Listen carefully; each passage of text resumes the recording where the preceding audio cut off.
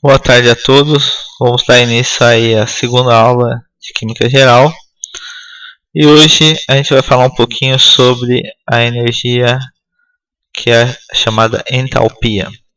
Bem, relembrando aí na última aula, a gente viu a lei zero da termodinâmica, que diz respeito sobre os processos entre a transferência de calor entre os corpos, né? Que fala exatamente a respeito, que diz que se um sistema A está em equilíbrio térmico com o sistema B e B está em equilíbrio térmico com o sistema C, então C também está em equilíbrio térmico com A, né? Esse é o princípio de funcionamento dos termômetros, né? Por isso que a gente pode medir as temperaturas dos corpos, né?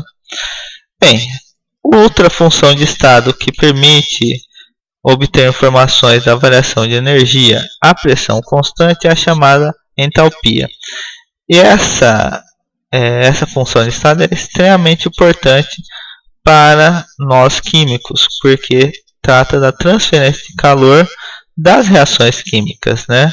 Em recipiente aberto, nós teremos aí uma pressão constante de 1 atm, né?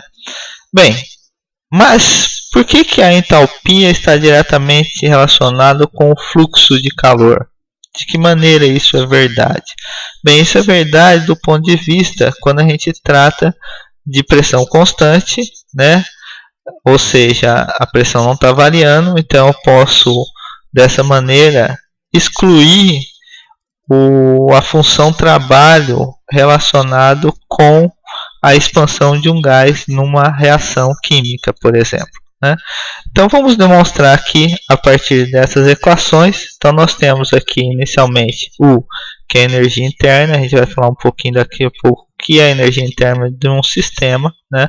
Ela está relacionada com o movimento, com a energia cinética e potencial, né? Energia cinética nada mais é que os movimentos rotacionais, vibracionais das moléculas, né? E energia potencial da posição, né? Dos átomos e moléculas em uma estrutura molecular, né? Bem, então a energia interna, pela primeira lei da termodinâmica, diz o seguinte, que a energia interna no sistema é o calor do sistema mais o trabalho relacionado àquele sistema, né? E nós temos uma outra definição aí de entalpia, né? A entalpia é a energia do sistema, ou seja, a energia interna do sistema mais PV. P é a pressão e V o volume deslocado, né?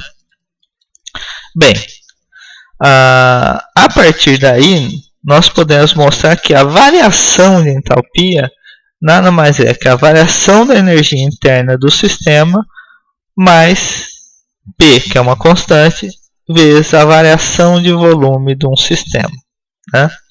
Bem, substituindo a variação de energia, né? A energia interna no sistema, a gente não viu que a variação de energia interna é o calor mais o trabalho. Substituindo esses dois itens aqui, nós temos que a entalpia do sistema é o calor mais o trabalho mais P delta V. Nós sabemos que o trabalho de expansão de um sistema pode ser expresso pela pressão externa vezes a variação de volume, né? Então, por exemplo, quando que isso acontece? Você tem uma reação onde está ocorrendo a formação de um gás, por exemplo, a decomposição de carbonato, né, formando CO2.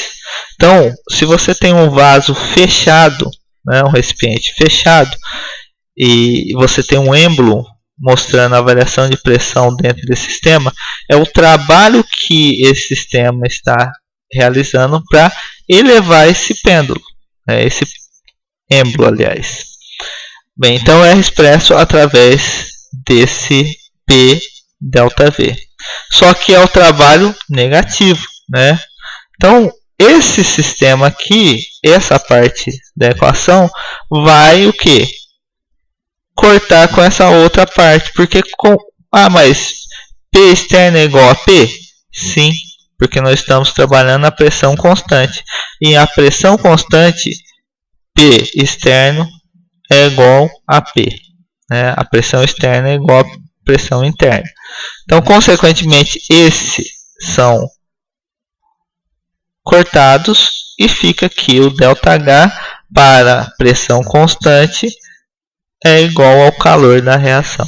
Por isso que eu posso medir o calor da reação e eu estou medindo a entalpia do meu sistema propriamente dito. Tá? Bem, a partir daí nós podemos aí definir alguns outros critérios. Né? Bem, o ΔH ele vai ser negativo, né, para reações exotérmicas, ou seja, onde a passagem de reagentes para produtos ocorre com uma variação negativa, ou seja, eu tinha uma entalpia maior nos reagentes e agora tem uma entalpia menor nos produtos. Tá? Então esse é um processo exotérmico. Já quando eu tenho uma passagem da entalpia de reagente menor para uma entalpia de produtos maior, eu tenho uma variação ΔH positivo. E nesse caso eu tenho uma reação endotérmica. Né? Bem, outra coisa importante em termodinâmica são as equações termodinâmicas. Né? Até agora a gente viu alguns conceitos sobre equação química, né? E agora na equação termodinâmica nós temos que apresentar ela de forma clara. Tá? É extremamente importante o estado físico da substância nas equações termodinâmicas. Porque se eu não sei o estado físico ou o estado alotrópico da minha substância, eu não tenho como definir o ΔH da minha reação. Então, por exemplo, aqui para essa equação, eu tenho a formação de cloreto de hidrogênio, ou em solução seria o ácido clorídrico, né? Mas só o gás é o cloreto de hidrogênio. Ele é formado a partir da união de átomos de hidrogênio, de moléculas de hidrogênio com moléculas de cloro, formando então para cada 1 mol de hidrogênio e 1 mol de cloro, eu tenho a formação de 2 mols de HCl. A variação de entalpia para esse sistema é de menos 185 kJ. Né?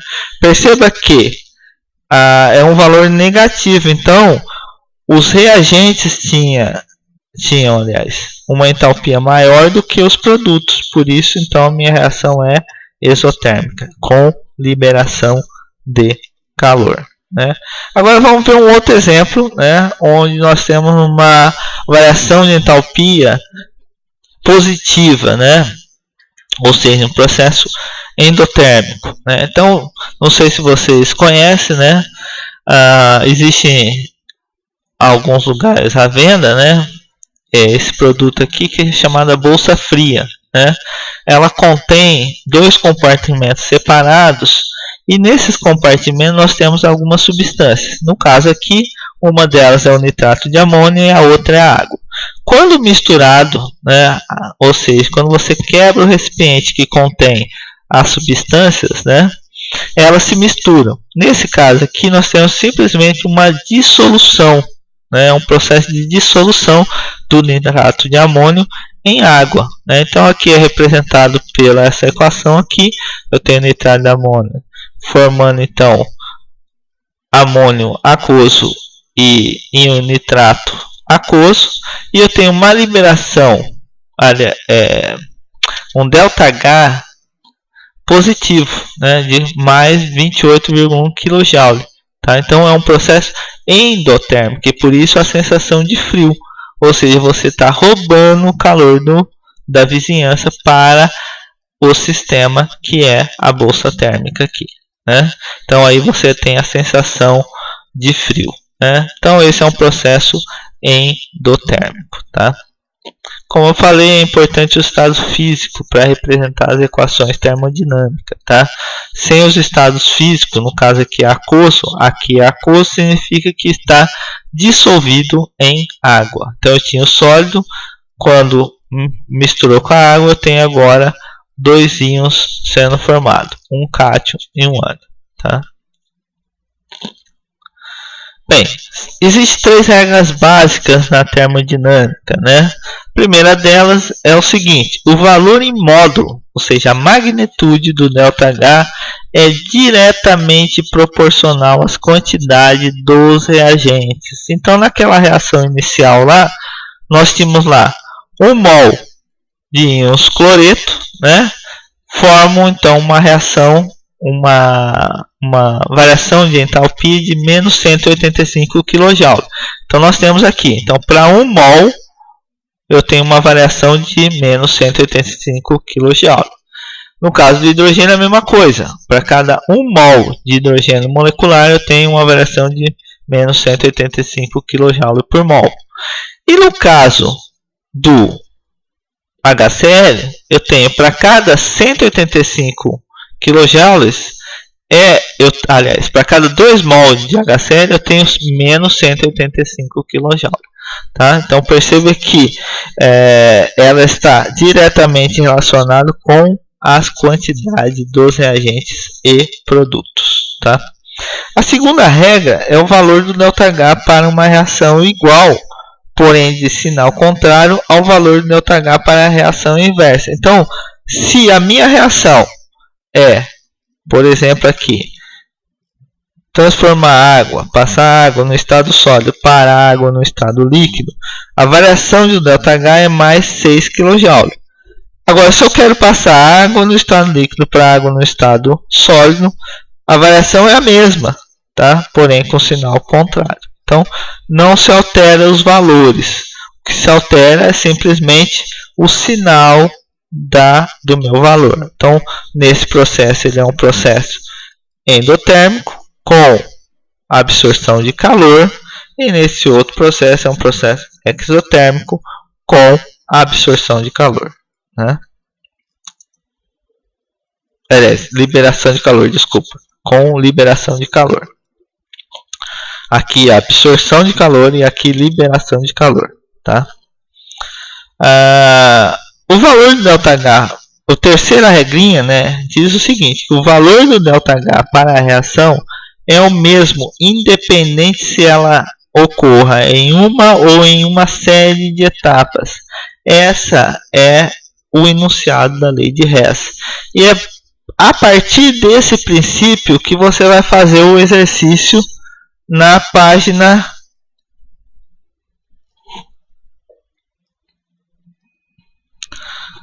no exercício 6 da lista, né? Então é a partir desse exercício que a gente vai fazer aí a nossa resolução a partir dessa terceira regrinha aqui, tá? Bem, alguns valores, então aqui eu estou mostrando alguns valores. Então nessa aula aqui nós vamos ter algumas tabelas, né? Essas tabelas serão usadas para fazer os exercícios propostos na lista de exercícios, tá?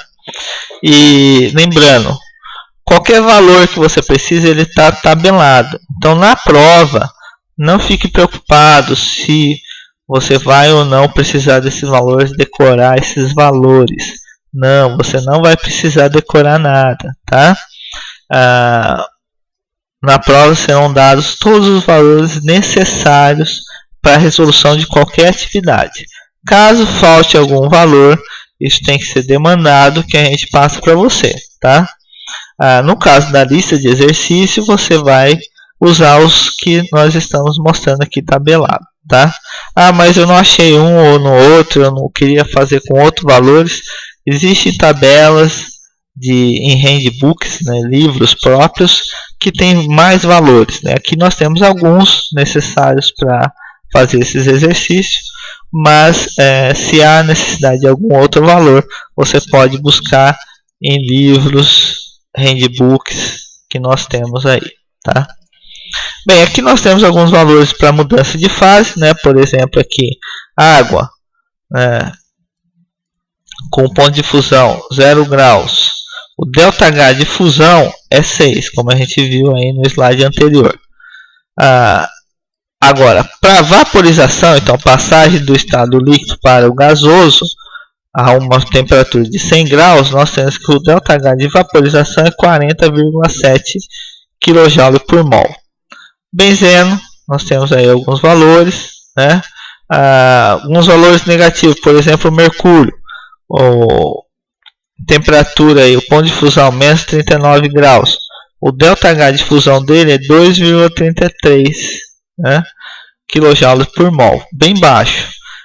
Agora, passar ele do estado de líquido para vapor, a temperatura é bastante alta, 357 graus, e o ΔH de vaporização está na ordem de 59,4 kJ por mol, né?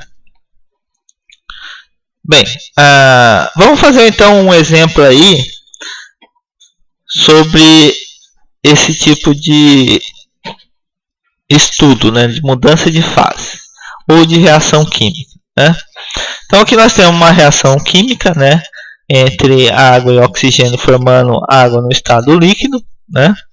O ΔH para essa reação é menos 571,6 kJ.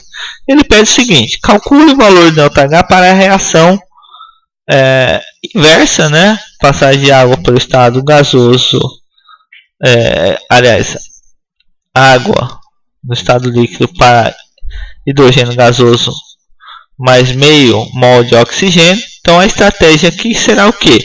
Considerar primeiro os coeficientes estequiométricos, né?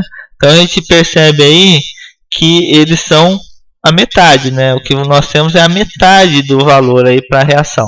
Então não é simplesmente inverter o valor e o sinal, né? Perceba que não é só inverter o valor, porque eu diminuí a relação estequiométrica da minha reação pela metade. Então a primeira regra aqui que foi usada foi a regra 1, onde nós temos a proporcionalidade em relação às quantidades dos reagentes, né? Então, já de cara, nós temos que dividir esse valor por 2, tá?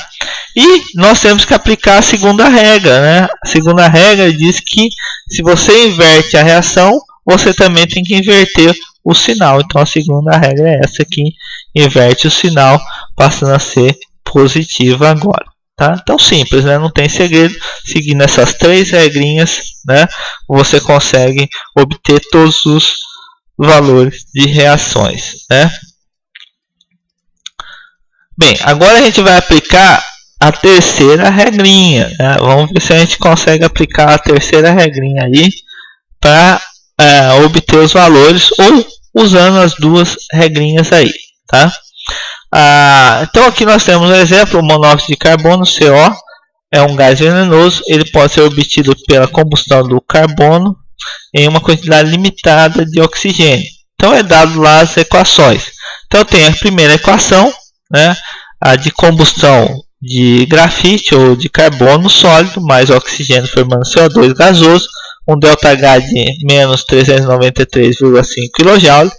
E a segunda equação, que representa aí 2 monóxido de carbono reagindo com oxigênio, formando então 2 CO2 gasoso com um ΔH de menos 555,0 kJ, né? Então pede o seguinte: calcule o ΔH para a reação, tá? Onde nós temos aí a reação do carbono, tá, mais oxigênio formando monóxido. Então percebe que aqui eu tinha o que? Dióxido de carbono, tá? Aqui eu quero a reação para monóxido. Então eu tenho que combinar as duas reações para obter essa minha outra reação, tá?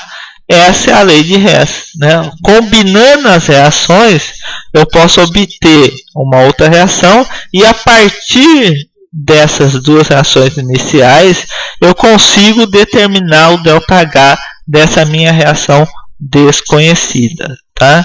Então aqui nós vamos fazer seguir as 3 regrinhas, né, para determinar esse ΔH, tá? Então primeiro ali, né, vamos aplicar as regras 1 e 2, né? Então temos lá, no caso da primeira reação, inverte ela, CO2 gasoso formando CO gasoso mais meio de O2 gasoso, e já está dividindo por 2, tá? Tá pegando essa equação aqui, né? Essa aqui, ó, desculpa. Tá pegando essa equação aqui, ó, monóxido mais oxigênio dando dióxido de carbono, tá? Tá pegando ela, tá invertendo ela, tá? E dividindo por 2. Então, essa equação aqui, com esse valor, inverteu, mudou o sinal e dividiu por 2. Então, deu 283,0 kJ, tá? Bem, feito isso, você já tem o monóxido desse lado, tá? Então, essa é a primeira parte dela. Depois, você vai combinar essas duas equações, tá? Combinando as duas equações, essa outra agora, ó, essa de cima, com essa que a gente inverteu, nós vamos ter o quê? Que no final, esse daqui vai cortar com esse, vai sobrar então o carbono grafite aqui sólido mais oxigênio, formando então o CO aqui, porque o oxigênio eu vou cortar um oxigênio com meio oxigênio aqui, tá? Vai sobrar meio oxigênio e formar CO2. Fazendo essas somatórias, nós temos que, nesse caso aqui a gente não mudou nada, né? Permanece o mesmo valor, somando os dois dá menos 110,5 kJ, tá? Então observe que as equações termodinâmicas podem ser adicionadas exatamente da mesma forma que equações algébricas, tá? E aí você pode cancelar valores com valores aqui, né? Dióxido de carbono com dióxido de carbono, oxigênio com oxigênio aqui, tá? É basicamente esse exemplo aqui que você vai usar para fazer o exercício 6, tá? Você tem lá outros parâmetros, outras energias que são associadas, que a gente vai ver daqui a pouco, tá? Então, baseado em todos esses exemplos, você vai poder facilmente fazer o exercício 6 da lista, tá?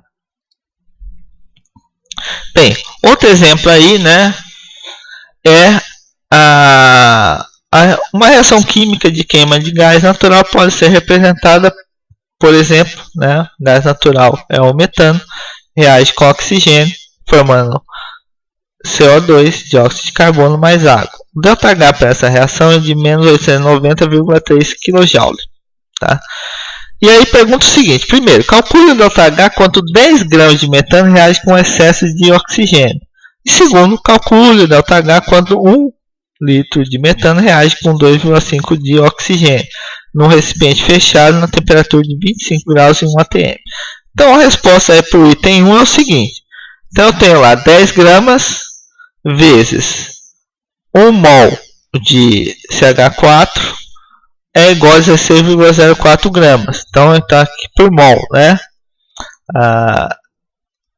Aqui o carbono é 12, hidrogênio é 1. 1 vezes 4, 4, né? Carbono 2, 16. Aqui já está com o valor, usando os valores da tabela, né? Que tem uma variação aí na quarta casa com o valor de 4, tá? Daria aproximadamente 16 gramas por cima, tá? Vezes então o valor da quantidade por kJ da reação, né? Então, se eu quero 10 gramas, fazendo esse cálculo, você vai ter então que o valor para essa quantidade é igual a 55 kJ, tá? 555 kJ. Negativo, que não está invertendo nada. Já no outro exercício, que nós temos é, primeiro, que encontrar quem que é o reagente limitante para depois determinar o número de mols de metano e assim a relação em termos de quantidade de metano, tá? Então a primeira coisa que a gente faz é determinar o número de mols, né? Como que a gente faz isso? Primeiro a gente tem que usar a equação de Clapeyron, né? Equação dos gases, né? E isso a gente viu aí no final do curso de Química Geral, como usar a equação de Clapeyron, né? Equação dos gases reais. ou ideais, tá? Vocês vão ver mais para frente que essa equação ela está aproximada, né, para um gás ideal, e que para os gases reais ela tem os valores um pouco modificados, tá? Mas ela representa para as nossas medidas aqui valores interessantes, cálculos interessantes e suficientemente bons para o nosso aprendizado, tá?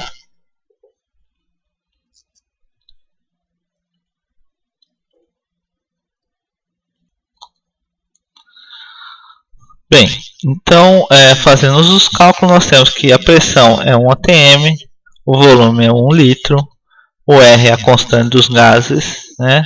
Que nesse caso aqui para atm e volume em litros, nós temos um valor de 0,0821 litros vezes atm por mol vezes Kelvin, vezes a temperatura, né? Então, tudo isso aqui multiplicado pela temperatura, que é 298,15 kelvins, né? Transformei já a temperatura em graus para kelvins, e aí o valor deu 0,0409 mol. Esse valor, novamente multiplicando pelo valor de 890,3, nós obtemos aí menos 36,37 kJ, né?